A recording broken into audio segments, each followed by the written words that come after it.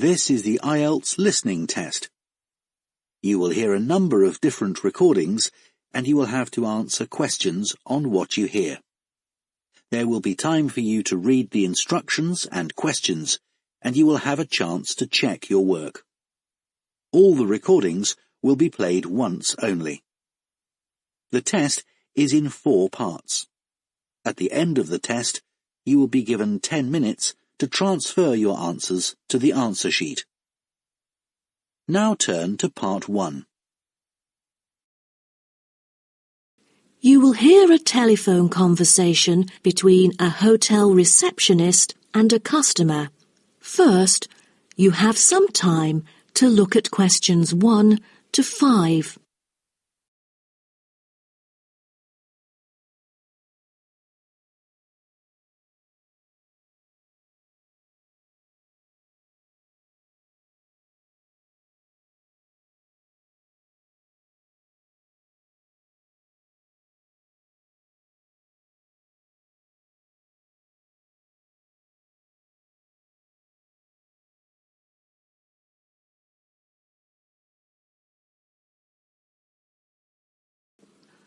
Listen carefully and answer questions 1 to 5.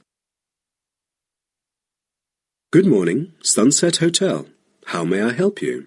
Good morning. I just saw an advert in the paper about your hotel. Where exactly is it located? We are situated on Sunset Avenue, north of the beach, close to many scenic spots. It is an ideal choice for travellers interested in sightseeing. That's great. Is there a vacant 4-bed room? We'll be travelling with our 2 sons, aged 9 and 11, so it's best that we are able to stay in one room. Let me check. Just a moment. We only have a few 4-bed rooms, and I'm afraid they are fully booked at the moment. The earliest time available is August, but there might be some left in July if a previous customer cancels the reservation. Oh, that'll do. How much would the room cost me? It's €77.50 during peak time, but the price would be much lower during off-peak season. Only €50. So, if I book a room right now, is there any discount? Yes, we do offer a 30% discount for any reservation made 1 month ahead of schedule. It is a very reasonable price. That does sound tempting. Does the price include anything? The price includes 2 breakfast vouchers per room per day. You can use them at 2 different restaurants in our hotel. There's also a 20-minute spa trial available, but you have to book it beforehand at the concierge or directly at the spa centre. I'm wondering if there is a hairdryer in the room. It takes ages to dry my hair without one. Do I have to bring one? No, there is absolutely no need to bring that, for each room is equipped with a hairdryer. But I have to inform you that towels are not provided. You'll have to bring your own, or hire some at the front desk. Oh, I see. Before you hear the rest of the conversation, you have some time to look at questions 6 to 10.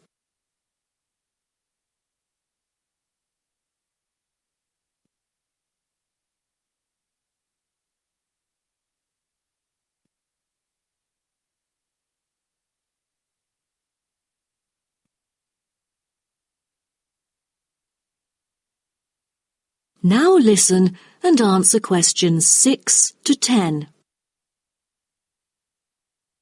Before making a reservation, can you tell me a little bit more about your hotel? Sure, no problem. We aim to please our guests by providing impeccable service at all the modern amenities, trying to make them feel at home.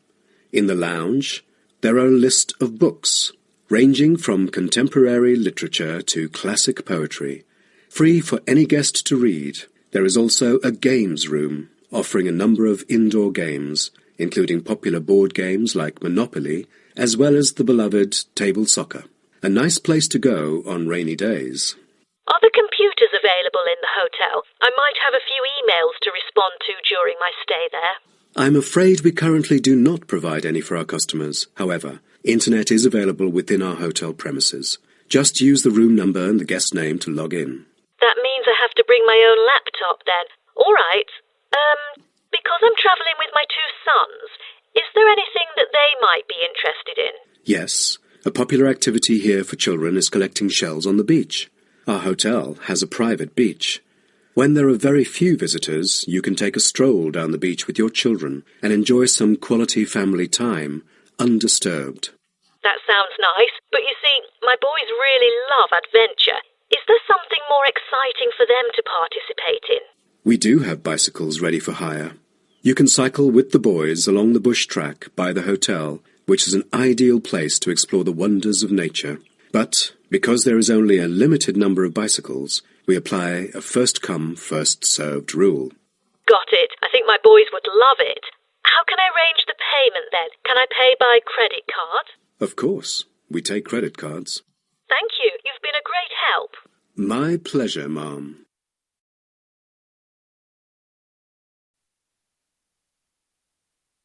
That is the end of Part 1.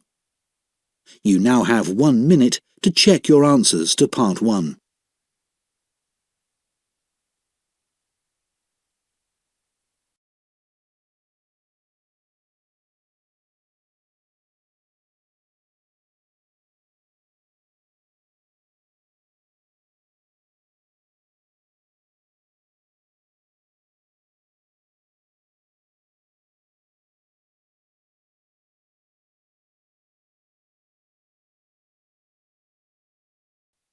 You will hear a man who owns a holiday home talking on the phone to a woman who has rented it.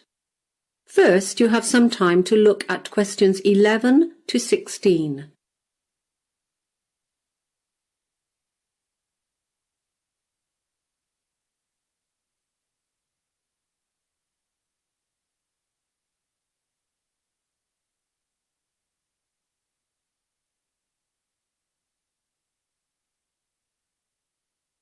Now listen carefully and answer questions 11 to 16.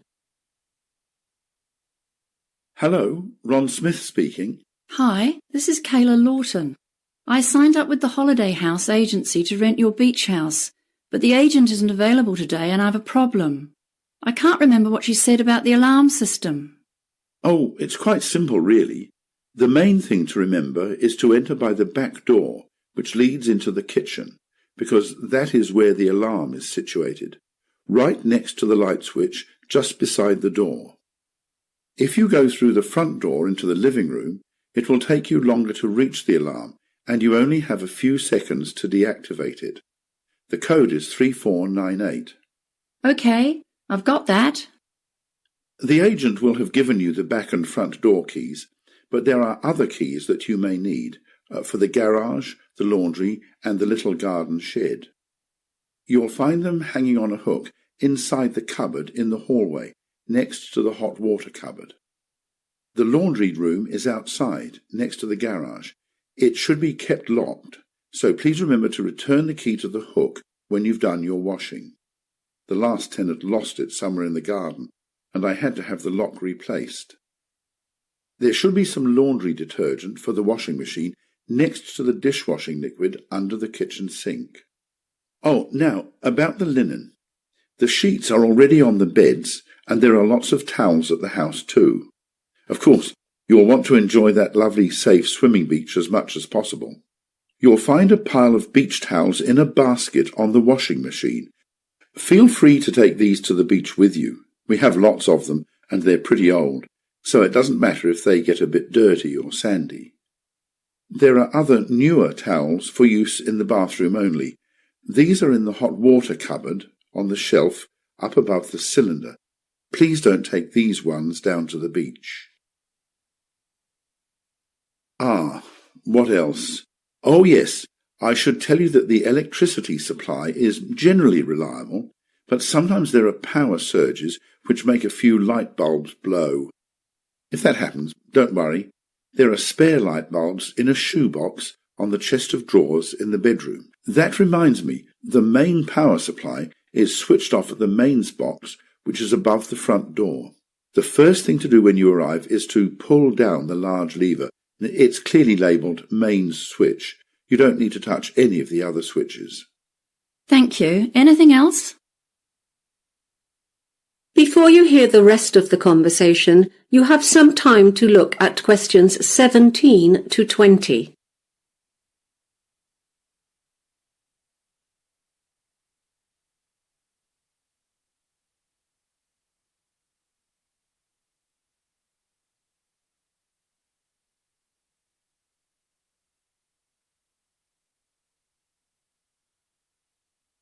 Now listen and answer questions 17 to 20.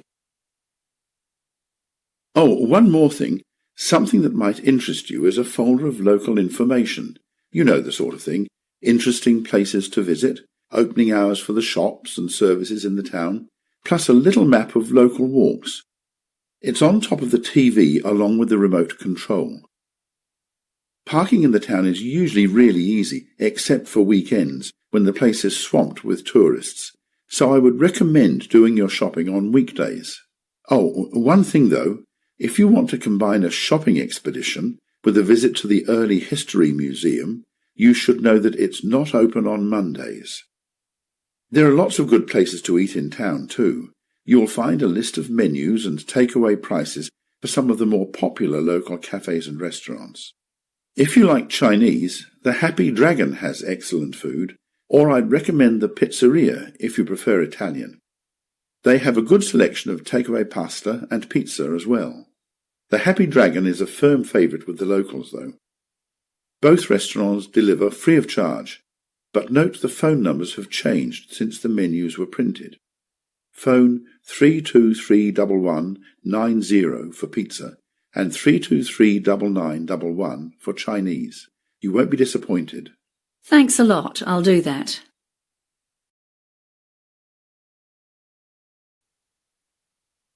That is the end of Part 2. You now have 30 seconds to check your answers to Part 2.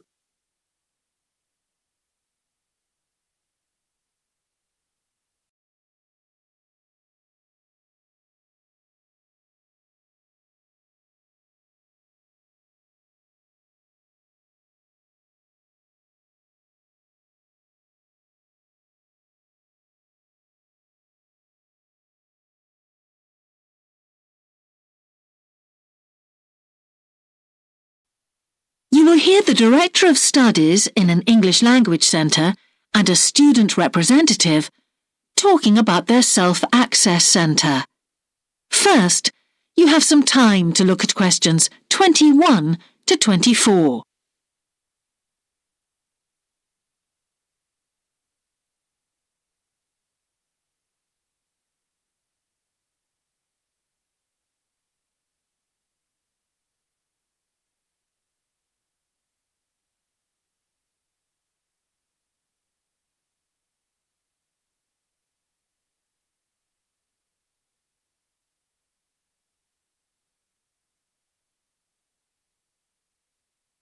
Now listen carefully and answer questions 21 to 24.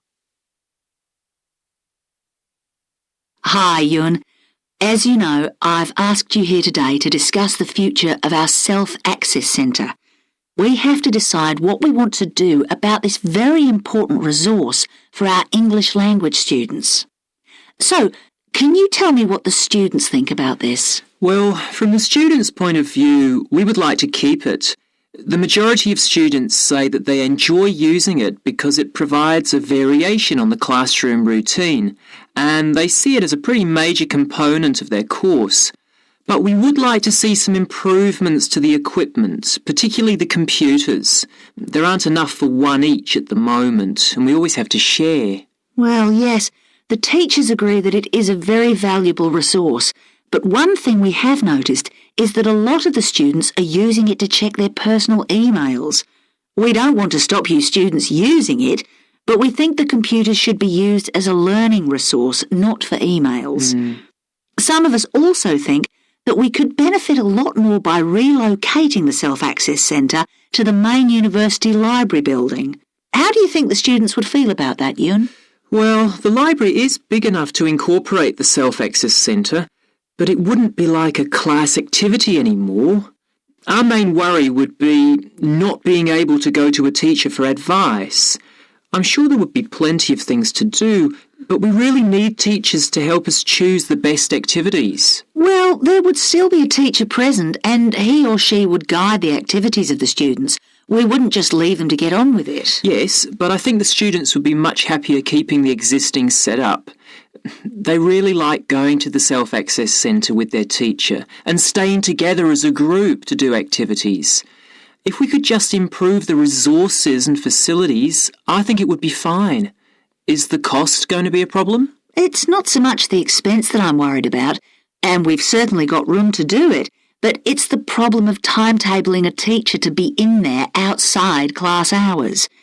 If we're going to spend a lot of money on equipment and resources, we really need to make sure that everything is looked after properly. Anyway, let's make some notes to see just what needs doing to improve the centre. Before you hear the rest of the conversation, you have some time to look at questions 25 to 30.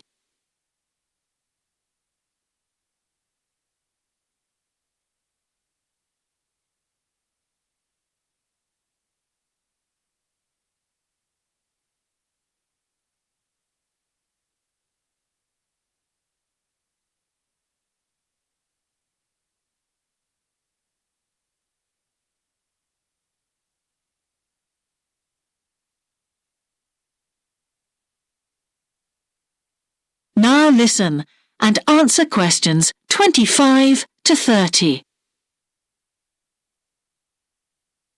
Now, what about the computers? I think it might be a good idea to install some new models.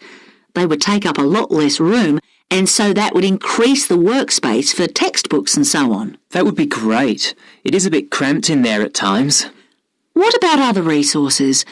Do you have a list of things that the students would like to see improved? Yes, one of the comments that students frequently make is that they find it difficult to find materials that are appropriate for their level, especially reading resources. So I think we need to label them more clearly. Well, that's easy enough. We can get that organised very quickly. In fact, I think we should review all of the study resources as some of them are looking a bit out of date. Definitely. The CD section especially needs to be more current. I think we should get some of the ones that go with our latest course books and also make multiple copies. Good. Now, I was also thinking about some different materials that we haven't got in there at all. What do you think of the idea of introducing some workbooks? If we break them up into separate pages and laminate them, they'd be a great resource. The students could study the main course book in class and then do follow-up practice in the self-access centre. That sounds good. OK, now finally we need to think about how the room is used. I'll have to talk to the teachers and make sure we can all reach some agreement on a timetable to supervise the centre after class. But we also need to think about security too, especially if we're going to invest in some new equipment.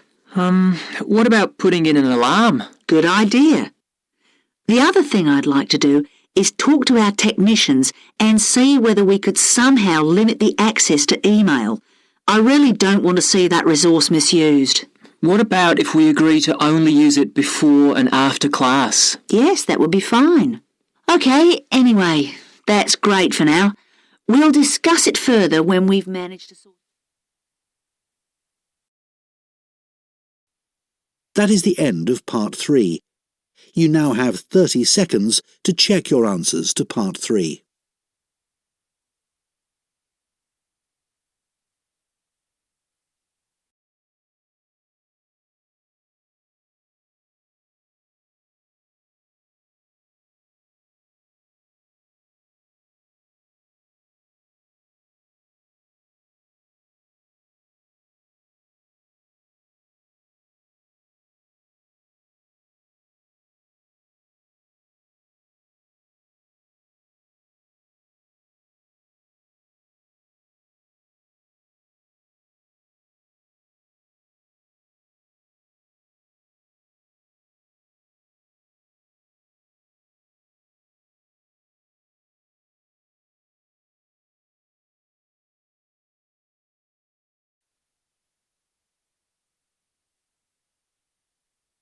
Now listen carefully and answer questions 31 to 40.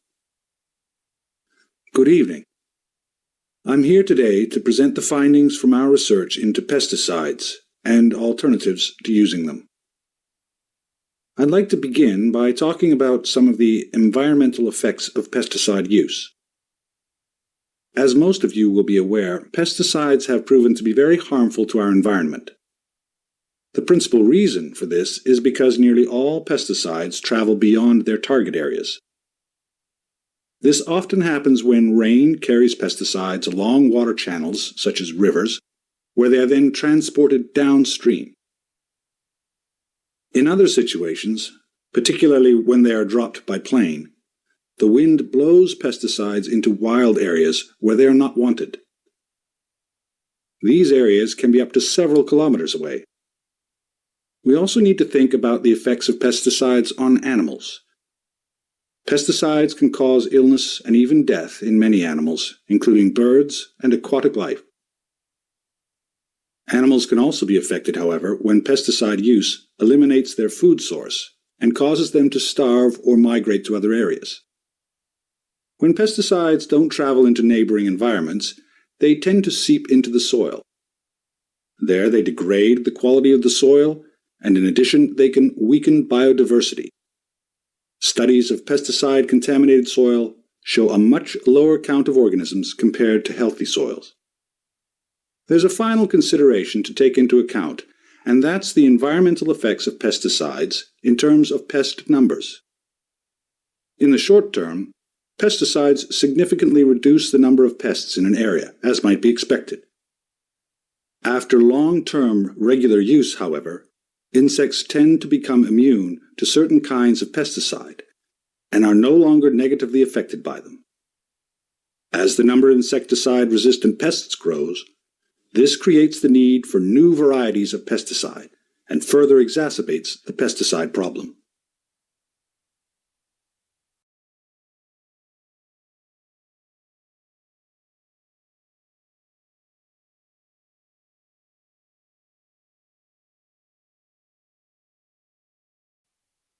Let's move on now to look at some possible alternatives to pesticide use.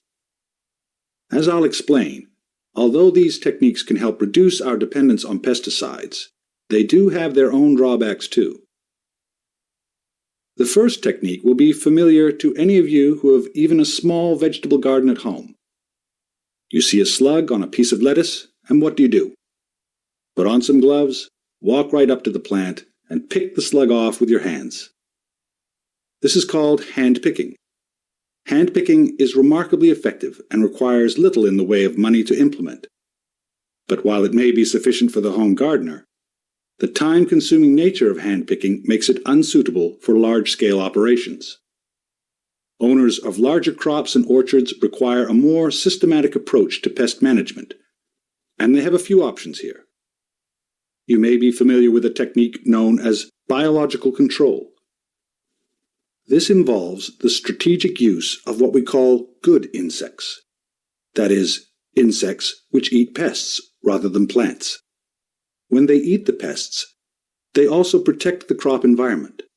Unfortunately, biological control is always risky because we can never know for sure how insects will behave in a particular environment, and the results are therefore unpredictable.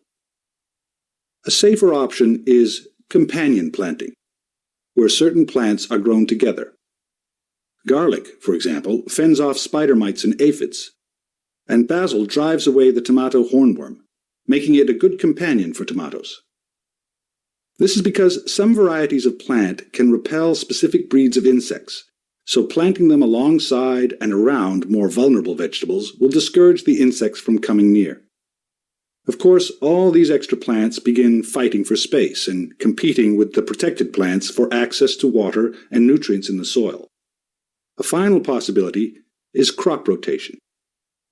This involves alternating plants every harvest, which forces insects to migrate in an attempt to locate their food source. Crop rotation is unappealing for large-scale commercial operations, however, because the high cost of constantly changing crops cuts into their profits. As you can see, there's still no easy answer to the question of how to keep plants free from the scourge of pests.